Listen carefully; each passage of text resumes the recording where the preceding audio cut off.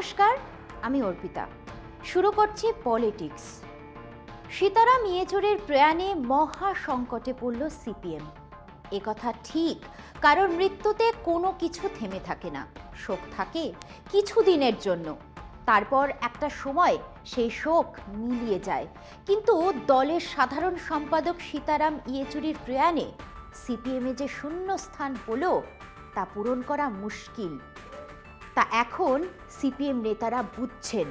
এমনিতেই 2009 সাল থেকে সিপিএম রক্তাল্পতায় ভুগছে। সেই রোগ মুক্তি এখনো ঘটেনি।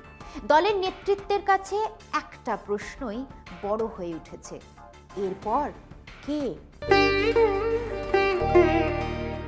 হরকিষেণ সিং সুরজিৎ, জ্যোতি বসুর পর সীতারামই দেশের বিরোধী রাজনৈতিক পরিসরে সকলের কাছে গ্রহণযোগ্য মুখ হয়ে উঠেছিলেন। তার মধ্যে কোনো রাজনৈতিক গোঁড়ামি ছিল না। নিজের এবং দলের আদর্শগত কিংবা নীতিগত অবস্থান আগলে রেখেও সকলের সঙ্গে চলার একটা অদ্ভুত ক্ষমতা ছিল তার। সিপিএমের অনেক নেতা একটা গাম্ভীর্য নিয়ে চলতেন, কিন্তু সীতারামের মধ্যে তা কখনোই ছিল না। সবসময় তার ঠোঁটের কোণায় একটা হাসি লেগে থাকত। সাংবাদিকের অনেক অপ্রিয় প্রশ্নের সামনেও কখনো তাকে মেজাজ হারাতে দেখা যায়নি। হাসি মুখে সমস্ত প্রশ্নের সপ্রতিভ উত্তর দিয়েছেন তিনি। এই গুণ সিপিএম এর অনেক নেতার মধ্যে নেই, ছিলও না। সিপিএম এর ইতিহাসে এই প্রথম কোনো সাধারণ সম্পাদক তার পদে থাকতেই প্রয়াত হলেন। আগেই বলেছি, কোনো রাজনৈতিক গোঁড়ামিকে তিনি কখনো প্রশ্রয় দেননি। জ্যোতি বসু, সুরজিৎ উত্তর সময়ে জাতীয় স্তরে বিভিন্ন সময়ে বিরোধী জোটের সেতুবন্ধনের কাজ তাকে করতে হয়েছে। প্রবীণ কংগ্রেস নেতা পি চিদম্বরমের কথায় 1996 সালে যখন যুক্ত ফ্রন্ট তৈরি হলো, সে সময় ইয়েচুরি সেরা রাজনৈতিক ফর্মে ছিলেন। এবছর যখন বিরোধীদের ইন্ডিয়া মঞ্চ তৈরি হলো, তখনও ইয়েচুরির ভূমিকা ছিল অগ্রগণ্য। একটু বাড়িয়ে বলেননি প্রবীণ এই কংগ্রেস নেতা। এক সময়ের তীব্র কংগ্রেস বিরোধী ইয়েচুরি সিপিএম এবং কংগ্রেসের মধ্যে সমঝোতার রাস্তা বার করেছিলেন। বাংলায় তাঁর উদ্যোগেই 2016 সালে কংগ্রেসের সঙ্গে সিপিএমের আসন সমঝোতা হয়। 1996 সালে প্রকাশ করাটের সঙ্গে তাল মিলিয়ে ইয়েচুরি জ্যোতিবাবুর প্রধানমন্ত্রিত্বের প্রস্তাবের বিরোধিতা করেন। আবার 2008 সালে পরমাণু চুক্তির ইস্যুতে ইউপিএ সরকারের ওপর থেকে সমর্থন প্রত্যাহারের প্রশ্নে তিনি ছিলেন জ্যোতিবাবুর পাশে, প্রকাশ করাটের বিরুদ্ধে। নিজে দক্ষিণ ভারতের লোক হলেও দক্ষিণী লবির বিরুদ্ধে সীতারাম বাংলার হয়ে অনেক লড়াই করেছেন দলের অন্দরে। বাংলা থেকেই তিনি 2005 সাল থেকে 2017 সাল পর্যন্ত রাজ্যসভার সদস্য ছিলেন। সংসদে বিভিন্ন সময় তার ভাষণ বিরোধীদের তো বটেই, এমনকি শাসক দলেরও প্রশংসা কুড়িয়েছে। একাধারে 8টি ভাষা অনর্গল বলতে পারতেন। বাংলা বলতেও ছিলেন বেশ দড়। বাগ্মী হিসাবে যেমন নাম ছিল, তেমনি লেখালেখিতেও তিনি ছিলেন তুখোড়। তাঁর কয়েকটি বইও রাজনৈতিক মহলে সমাদৃত হয়েছে। সাংগঠনিক দিক থেকে সারা দেশে এই মুহূর্তে সিপিএম এর হাল খুবই খারাপ। লোকসভায় এখন তাদের সদস্য সংখ্যা মাত্র 4। সব ঠিকঠাক থাকলে আগামী এপ্রিলে মাদুরাইয়ে হবে সিপিএম এর পার্টি কংগ্রেস। সেখানেই নতুন সাধারণ সম্পাদক ঠিক হবে। কিন্তু এই অন্তর্বর্তী সময়ে সাধারণ সম্পাদক হিসাবে কাউকে অস্থায়ীভাবে দায়িত্ব নিতে হবে। কে সেই দায়িত্ব সামলাবেন, সেটা একটা বড় প্রশ্ন। দলের বাইরে বিভিন্ন রাজনৈতিক দলের নেতাদের সঙ্গে সুসম্পর্ক রেখে চলার মতো মুখ সিপিএমে এখন বিরল। এমনকি বিজেপির বহু নেতার সঙ্গেও তাঁর সুসম্পর্ক ছিল। সব মিলিয়ে সীতারামকে হারিয়ে সিপিএম এখন সংকটে। সেই সংকট কিভাবে মোকাবিলা করবে তারা, সেটাই এখন লাখ টাকার প্রশ্ন। সময় এখন একটা বিরতির। ফিরছি বিরতি নিয়ে, সঙ্গে থাকুন। দেশের প্রধান বিচারপতির বাড়ির গণেশ পুজোয় আরতি করলেন খোদ প্রধানমন্ত্রী। কিছুটা অপ্রত্যাশিত এই ঘটনার সাক্ষী থাকলেন প্রধান বিচারপতির পরিবারের সদস্যরা ও আমন্ত্রিতরা। এই গণেশ পুজোর একাধিক ভিডিও ছড়িয়ে পড়েছে দেশ জুড়ে। আর এরপরই চারধারে নানা রকম প্রশ্ন উঠছে। সব থেকে গুরুত্বপূর্ণ যে প্রশ্ন উঠছে তা হলো দেশের সংবিধানের প্রধান কাস্টোডিয়ানের পার্সোনাল স্পেস বা ব্যক্তিগত পরিসরে দেশের প্রধান শাসকের সঙ্গে একই ফ্রেমে ছবি প্রকাশ্যে আসা নীতিগতভাবে কতটা সঠিক। দেশের প্রধান বিচারপতির বাড়িতে প্রধানমন্ত্রী। বুধবার সন্ধ্যের দিকে দেশের প্রধান বিচারপতি DY চন্দ্রচূড়ের বাড়িতে গণেশ পুজোয় আসেন প্রধানমন্ত্রী নরেন্দ্র মোদী। এ সংক্রান্ত অসংখ্য ভিডিও সেই সন্ধ্যেতেই ছড়িয়ে যায় সোশ্যাল মিডিয়াতে। অনেক ভিডিওর একটিতে দেখা যাচ্ছে প্রধানমন্ত্রীকে স্বাগত জানাতে হাজির সস্ত্রীক প্রধান বিচারপতি চন্দ্রচূড়। প্রধান বিচারপতি চন্দ্রচূড় তাঁর স্ত্রী কল্পনা দাসকে পাশে রেখে প্রধানমন্ত্রী নরেন্দ্র মোদীকে সিদ্ধিদাতার আরতিও করতে দেখা যায় ওই ভিডিওতে। বুধবার রাতে এই ভিডিও ছড়িয়ে পড়তেই নানা রকম প্রশ্ন ওঠা শুরু করেছে সোশ্যাল মিডিয়ায়। রাজনৈতিক মহল থেকে আইনজীবী মহল প্রশ্ন করতে ছাড়েনি কোনো মহলই। সুপ্রিম কোর্টের প্রধান বিচারপতি DY চন্দ্রচূড় মহারাষ্ট্রের বাসিন্দা। প্রতি বছরই তাঁর বাড়িতে গণেশ উৎসব হয় 10 দিন ধরে।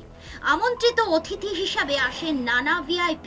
এবার এলেন খোদ প্রধানমন্ত্রী, কিন্তু চন্দ্রচূড়ের আমন্ত্রণে মোদীর তাঁর বাড়িতে যাওয়াটা অনেকেই ভালোভাবে নেয়নি। প্রধানমন্ত্রী এবং প্রধান বিচারপতির ব্যক্তিগত পরিসরের এই সৌজন্য নিয়ে প্রশ্ন উঠেছে। বর্ষিয়ান আইনজীবী ইন্দিরা জয়সিং বলছেন, খোদ দেশের প্রধান বিচারপতি প্রশাসন এবং বিচার ব্যবস্থার মধ্যে দূরত্বের সঙ্গে আপোষ করছেন। তার পরিষ্কার বক্তব্য, এই ঘটনার পর প্রধান বিচারপতির নিরপেক্ষতা নিয়ে আর আস্থা রাখতে পারছি না।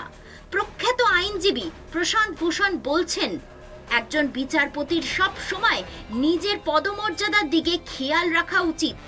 এমন কোনো কাজ করা উচিত নয় যাতে তার ভূমিকা নিয়ে প্রশ্ন ওঠে। এখানেই শেষ নয়, আসরে নেমে পড়েছে বিরোধী রাজনৈতিক দলগুলিও। শিবসেনার উদ্ভব শিবিরের নেতা সঞ্জয় রাউত বলছেন, দুজনের এই সাক্ষাৎ সংশয় তৈরি করেছে। তার সাফ কথা, শিবসেনার প্রতীক সংক্রান্ত যে মামলা প্রধান বিচারপতির বেঞ্চে চলছে সেটা থেকে তার নিজেকে সরিয়ে নেওয়া উচিত। প্রধান বিচারপতির সঙ্গে বিজেপির যোগাযোগ প্রকাশ্যে চলে এলো। প্রধান বিচারপতির এসব থেকে বিরত থাকা উচিত। चीफ जस्टिस साहब के पास प्रधानमंत्री जी गए और प्रधानमंत्री जी और सर हमारे चीफ जस्टिस साहब ने एक साथ मिलकर आरती भी उतारी भगवान की। हमारी शंका इतनी है कि क्या ये संविधान के रखवालदार इस प्रकार से अगर राजनीतिक नेताओं से मिलते हैं तो लोगों के मन में शंका है। हमारी जो केस है महाराष्ट्र में, जो घटना बाह्य सरकार चल रही है और उसकी सुनवाई चंद्रचूड़ साहब के सामने चल रही है, तो हमें शंका है कि हमें न्याय मिलेगा। आप सांसद সঞ্জয় সিং বলছেন, গণেশ পুজো তো ব্যক্তিগত বিষয়, সেখানে এভাবে ক্যামেরা নিয়ে গিয়ে যে ছবি প্রকাশ করেছে সেটা অস্বস্তিকর বার্তা দেয়। भारतीय जनता पार्टी का मतलब पूजा के बदले राजनीति का लाभ और नुकसान देखने का। এই সব মন্তব্যের জবাব দিয়েছেন বিজেপি নেতা সম্বিত পাত্র। आप क्या चाहते हैं? Can not the different pillars of democracy meet? Cannot they converge? Should not they be friends? Should they be enemies? Should they not be talking to each other? Supreme court के chief justice से अगर देश के प्रधानमंत्री मिलते हैं उस पे आप आपत्ति करते हैं, और वहां अमेरिका जाके इल्हान ओमर से मिलते हैं उस पे आपत्ति नहीं है। जो पीओके के साथ खड़ा है, जो देश को बेचना चाहता है, जो हिंदुस्तान के विपरीत बुद्धि रखती है, उसके साथ मिलने से कोई आपत्ति नहीं है। বেশ কিছুদিন ধরে একাধিক রায়ে মোদী সরকারের নানা নীতির কঠোর সমালোচনা করেছেন প্রধান বিচারপতি DY চন্দ্রচূড়। সুপ্রিম কোর্টের কলেজিয়াম পদ্ধতি তুলে দেওয়া নিয়ে কেন্দ্রীয় সরকারের সঙ্গে সংঘাতেও গিয়েছেন তিনি। তবে সেসব পেশাগত সংঘাত, আর পেশাগত সংঘাতে তাঁদের ব্যক্তিগত সম্পর্ক কোনো প্রভাব ফেলে না, তা বোঝা গেল এই সৌজন্য সাক্ষাতে। সময় এখন আরও একটা বিরতির। ফিরছি বিরতি নিয়ে, সঙ্গে থাকুন। কঠিন সমস্যার মুখে পড়তে চলেছেন বাংলাদেশের প্রাক্তন প্রধানমন্ত্রী শেখ হাসিনা। ভারত থেকে তাকে দেশে ফেরানোর প্রক্রিয়া শুরু করতে চলেছে বাংলাদেশের অন্তর্বর্তী সরকার। ওই দেশে ইতিমধ্যে শেখ হাসিনার বিরুদ্ধে প্রায় 50টি গণহত্যা হত্যা ও হত্যার চেষ্টার মামলা রুজু হয়েছে। সূত্রের খবর, হাসিনার উপস্থিতিতেই সেই সব মামলার বিচার করতে চায় সরকার। সেই জন্যই হাসিনাকে দ্রুত দেশে ফেরাতে চায় বাংলাদেশের অন্তর্বর্তী সরকার। ছাত্র আন্দোলনের সময় গণহত্যা চালিয়েছেন বাংলাদেশের তৎকালীন প্রধানমন্ত্রী শেখ হাসিনা। এই অভিযোগের ভিত্তিতে তার বিরুদ্ধে মামলা শুরু করতে চলেছে সে দেশের অন্তর্বর্তী সরকার। তাই এবার ভারতে আশ্রয় নেওয়া শেখ হাসিনাকে দেশে ফেরাতে উদ্যোগী হয়েছে মোহাম্মদ ইউনূসের নেতৃত্বাধীন প্রশাসন। তাদের দাবি, ভারত বাংলাদেশের মধ্যে প্রত্যর্পণ চুক্তি রয়েছে, সেই চুক্তির ভিত্তিতেই শেখ হাসিনাকে ফেরত এনে আদালতের কাঠগড়ায় দাঁড় করাতে চাইছে অন্তর্বর্তী সরকার। বাংলাদেশ সরকারের এই ধরনের কড়া অবস্থানের জেরে চাপ বাড়ছে দিল্লির সরকারের ওপরে। শেখ হাসিনা এখন ভারতের আশ্রয়ে রয়েছেন, আর এই আশ্রয় নেওয়া নিয়েই কূটনৈতিক স্তরে কিছুটা অস্বস্তিতে ভারত। প্রশাসনিক ও রাজনৈতিকভাবে প্রথম থেকেই হাসিনাকে সমর্থন করে আসছে দিল্লি। চীন এবং পাকিস্তানের সঙ্গে বাংলাদেশের দূরত্ব রেখে চলার ক্ষেত্রে হাসিনার উপরে ভরসাও ছিল ভারতের। বঙ্গবন্ধু এবং তার কন্যার সঙ্গে ভারতের দীর্ঘদিনের সুসম্পর্ক, সেই সুসম্পর্কের সুবাদেই বাংলাদেশে আওয়ামী লীগ সরকারের পতনের পর হাসিনাকে আশ্রয় দিয়েছে ভারত। আজ পর্যন্ত নিরাপদেই এদেশে রয়েছেন হাসিনা। ফিরছি আরও একটা বিরতি নিয়ে, সঙ্গে থাকুন। কিন্তু ভারতের এই অবস্থানে অখুশি বাংলাদেশের অন্তর্বর্তীকালীন সরকার। এদিকে প্রতিবেশী দেশের সঙ্গে বিবাদ এড়াতে চায় দিল্লি। ইউনূসের নেতৃত্বাধীন সরকারের সঙ্গে সম্পর্ক সুস্থ ও স্বাভাবিক করতে চেষ্টা করছে ভারত।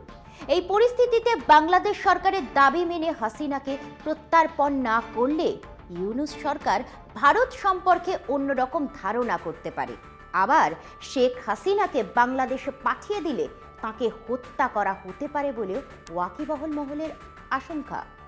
দোটানায় ভারত, আর এই পরিস্থিতিতে ভারতের পদক্ষেপ কি হবে সেদিকে নজর রাখছে গোটা বিশ্ব। বাংলাদেশের আন্তর্জাতিক ট্রাইব্যুনালের সদ্য নিযুক্ত প্রধান আইনজীবী তাজুল ইসলাম এ ব্যাপারে মুখ খুলেছেন।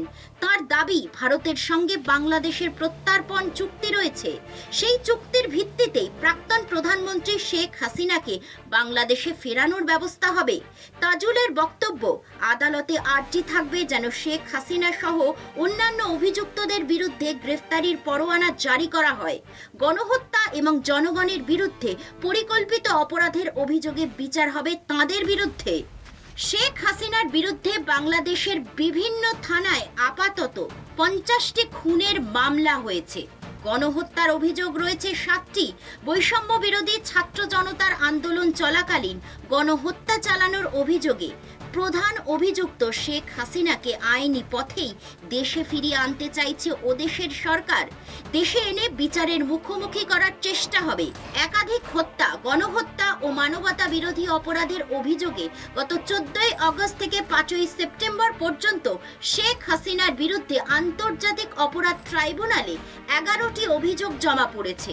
মানবতা বিরোধী অপরাধের যেসব অভিযোগ আছে তার বেশিরভাগই প্রধান অভিযুক্ত শেখ হাসিনা এখন দেশের বাইরে।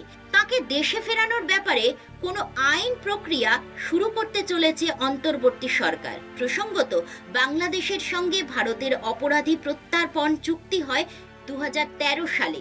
শেখ হাসিনা যখন ক্ষমতায় ছিলেন তখন এই চুক্তিটি স্বাক্ষরিত হয়েছে। হাসিনাকে গণহত্যার প্রধান অভিযুক্ত হিসাবে অধিকাংশ মামলায় বলা হয়েছে, তাই তাকে আইনগতভাবেই বাংলাদেশে ফিরিয়ে এনে বিচারের মুখোমুখি করার চেষ্টা করা হচ্ছে। বাংলাদেশের সাথে ভারতের অপরাধী প্রত্যর্পণ চুক্তি, যেটা এক্সট্রাডিশন ট্রিটি, সেটা সম্পাদিত হয়েছে 2013 সালে এবং তিনি শেখ হাসিনা সরকার তিনি যখন ক্ষমতায় ছিলেন তার সময়ই এই চুক্তিটি স্বাক্ষরিত হয়েছে। সুতরাং এই প্রক্রিয়া শুরুর মাধ্যমে আমরা আইনগতভাবেই তাকে বাংলাদেশে ফিরিয়ে এনে বিচারের মুখোমুখি করার জন্য চেষ্টা করব ইনশাআল্লাহ। বাংলাদেশের প্রাক্তন প্রধানমন্ত্রী শেখ হাসিনার বিরুদ্ধে ইতিমধ্যেই ওদেশে একাধিক খুনের মামলা রুজু হয়েছে। সেই মামলার বিচারের জন্যই হাসিনাকে বাংলাদেশে ফেরত পাঠানো দাবি উঠেছে। ওদেশে শেষ পর্যন্ত পাঠানো হলে শেখ হাসিনার ভবিষ্যৎ কি হবে তা এখনো অজানা। আর যদি ভারত সরকার শেখ হাসিনাকে বাংলাদেশে না পাঠানোর সিদ্ধান্ত নেয় তাহলে আন্তর্জাতিক স্তরে প্রতিক্রিয়ার সম্ভাবনা প্রবল। সেই রকম পরিস্থিতিতে ভারত এবং বাংলাদেশ কি পদক্ষেপ করে সেদিকেই নজর সব পক্ষের। পলিটিক্স আজ এই পর্যন্তই। দেখতে থাকুন কলকাতা টিভি, রাত দিন 7 দিন।